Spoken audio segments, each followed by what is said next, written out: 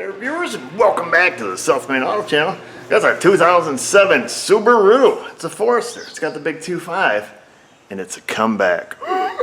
So the other day was in a couple days ago with an AC complaint of no AC and a loud noise under the hood. So I go out and start the peg up, hit the AC button on, the belt starts just screaming under the hood, so I shut it back off, get it inside, pop the hood, turn the AC on. The belt on the AC is just flopping all around. AC compressor kicks on, the belt just like that. AC compressor's barely moving. You know, no brainer. Tighten the belt just for the heck of it. I do an AC service on it while it's here too. It was about 7 ounces low. Recharge it. AC works, blowing ice cold. Everybody's happy. Customer comes, picks up his car, and he's driving along. He got a care in the world. All of a sudden, wait a minute, I'm sweaty. He gets a little sweaty in there. He says, hey, my AC's not working. Shuts it off, turns it on, not working. Drives down the road a couple miles, boom, she's ice cold again. Everything's great, he's happy. 7 minutes later, he's hot again. And then the AC's not working. And then he pulls over and he turns the AC on and off, and all of a sudden it's working again. So he's like, WTF, I just had this thing fixed by a professional. So now we gotta see what's going on. I've got my suspicions. And here's my suspicion. This culprit right here, as you can see, I've got my test light rigged onto the AC compressor because this thing has been in my shop for about 40 minutes running. AC kicking on and off. I'm happy. Everybody's happy. We're cold. The whole shop's cold. I've chip varied the RPMs because I, propped the throttle like 25, let it run. Everything works. But then I came over here and I'm like, wait a minute, I don't hear the AC clutch cycling anymore. Check the hose, she's hot. Discharge, everything. They're both about the same temperature. Low side's not cold and make it frosty anymore. Well, I reached down here with a screwdriver.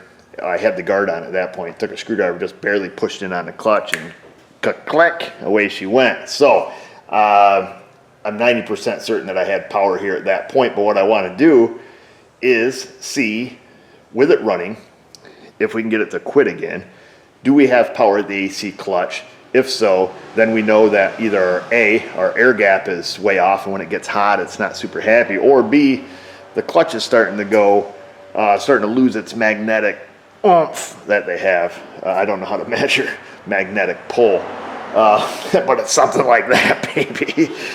So let's do that. Let's let it run. Make sure it's receiving the command to turn the clutch on, and then make a determination what we're going to do, if that's the problem. So every time that AC clutch kicks on, our light bulb should light up. So that's what we're going to use as our indicator. Of course, you can see the clutch spinning, fans are on. I think what I'm going to do is close the hood, let things get hot. We'll move this stuff out of the way. I'll let you see that cycle on and off here for a minute. I'll go shut it off.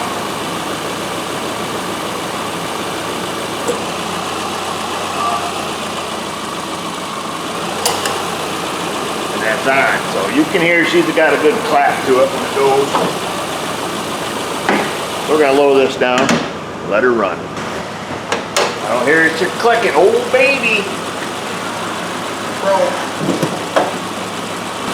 No more clicking. The light is on. That tells us, we have power, we have a ground. The clutch is not spinning. Let's give her the hokey pokey. Don't do this with your finger, folks. And away we go. Let's see if we can find an air gap spec. I don't know if the air gap is changeable without a grinder. We'll see what it is, because that's going to give us an indication. Is our magnet not giving her one of those, or is our air gap just too big? I suppose we can measure what our air gap is before we even look up the spec. What's our biggest feeler gauge?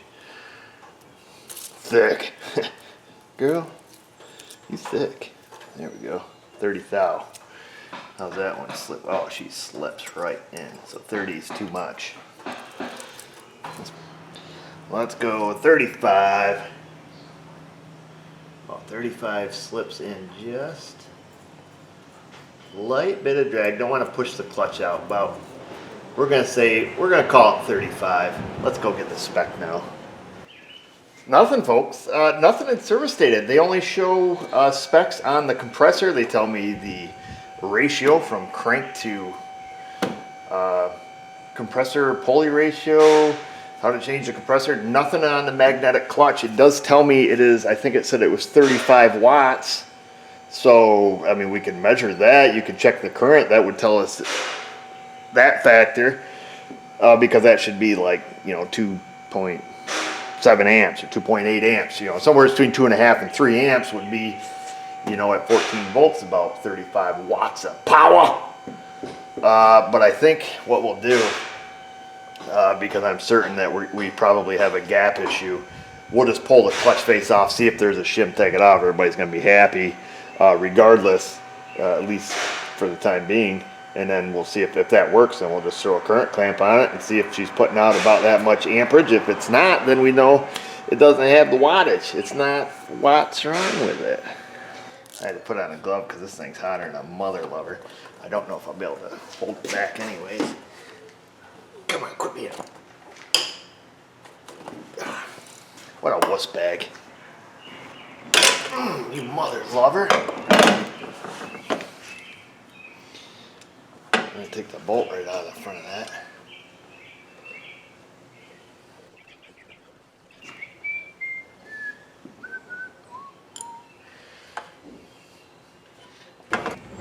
Well, I don't know, baby, if this one's going to come off. I don't want to tweak this outer clutch face too much. It should be just on some splines. It should slip right off ever so gingerly. There's really nothing to grab a hold of. We kind of got to just work it. Rotate her around, we'll grab her in a different spot. Come on.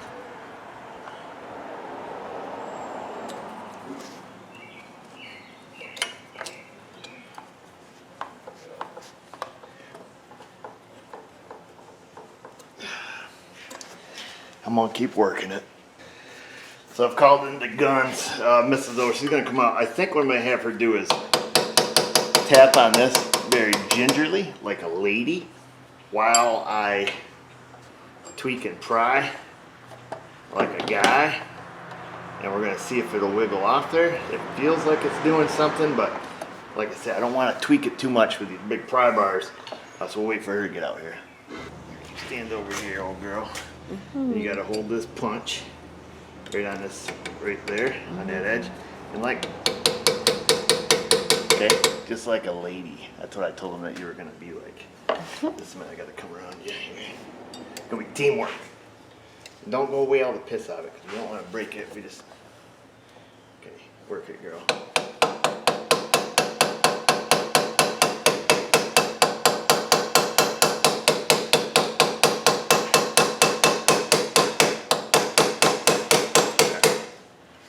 Pick up, pull out. You want to say the magic word for me? Do you know the magic word? Come on, baby. Alright.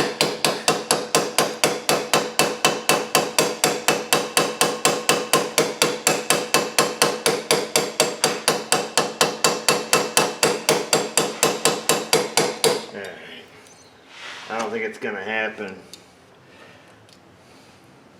In the words of famous internet lady, not today.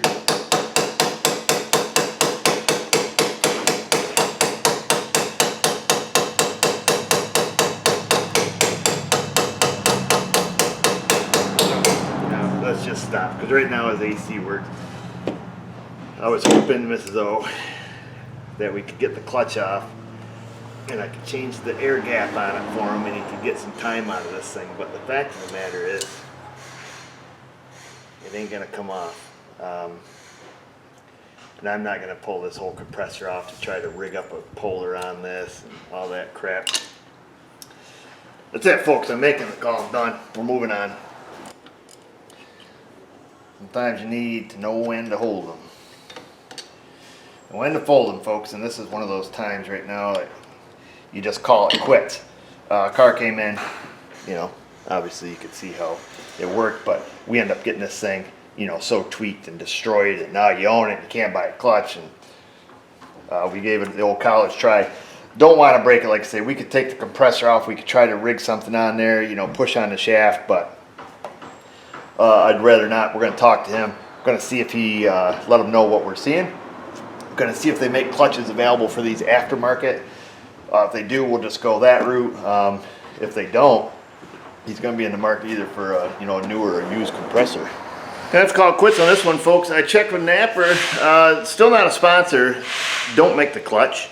I did look Ranshoe, where we buy most of our AC stuff from. Great place to buy it. That's all they deal with. Ranshoe.com, R-A-N-S-H-U, I think it is. I don't think they sell to independents. I don't really know. They sell to shops. Either way, they make a clutch set. It's about $30 shy of buying the entire compressor. So I think, in my opinion, if it were me and I had a 14-year-old car and we knew that we had a compressor clutch problem, whether it's air gap or, you know, magnetic force not making enough gigawatts to pull that baby in, then I would probably opt for the whole compressor. Because let's say we save $30 on the clutch versus the whole compressor, we're going to eat that up in the labor that it takes to, you know, pull this up, finagle whatever we need to do to get that off, and so on and so forth. Just my personal opinion. Now, if I was a DIYer, absolutely, I'd go for the clutch. If I'm paying the shop, I just do the compressor and, you know, forget about it and be good. So I will still leave that up to him. I'll write him an estimate both ways. You want to do the clutch, you want to do the whole compressor, here's what it's going to cost. I think I'm making the right call by stopping before something breaks. That clutch face should just slide right off, should be on a spline shaft, shouldn't be any special puller. No, there's no snap rings or anything like that before you start asking. Single bolt on the front, take the bolt off, pull the compressor clutch face off. So we're just going to call it quits. We know what's going on with it. We have a pretty dang good idea. So hopefully this video helps you maybe perhaps diagnose yours if yours is intermittent. I think we've done videos like this on Hondas and stuff, same thing. Fans are on, you got the call for AC, nothing's happening. Hokey pokey with a screwdriver and away we go. So anyways, why don't you guys go way down in there into that comment section. The questions, the comments, the concerns, the Insta, the Facebook. And just remember, viewers, if I can do it, you can do it. Thanks for watching.